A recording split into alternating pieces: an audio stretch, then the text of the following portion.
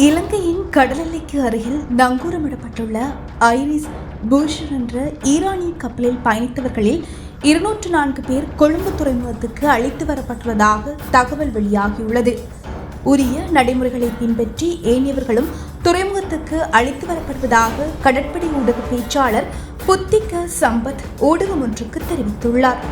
துறைமுகத்துக்கு அழைத்து வரப்பட்டுள்ள ஈரானியர்களை வெலிசர கடற்படை தளத்துக்கு அழைத்து செல்ல நடவடிக்கை எடுக்கப்பட்டுள்ளதாகவும் அவர் குறிப்பிட்டார். இந்த நிலையில் அங்கு அவர்களுக்கான மருத்துவ பரிசோதனைகள் முன்னெடுக்கப்படும் என கடற்படை ஊடக பேச்சாளர் சுட்டிக்காட்டியுள்ளார். இதேவேளை ஈரானின் இரண்டாவது குறித்த கப்பலை திருகோணமலை துறைமுகத்திற்கு பாதுகாப்பாக கொண்டு செல்ல தீர்மானிக்கப்பட்டுள்ளதாக ஜனாதிபதி அனுரகுமார் திசாநாயக்க நேற்று அறிவித்திருந்தார்.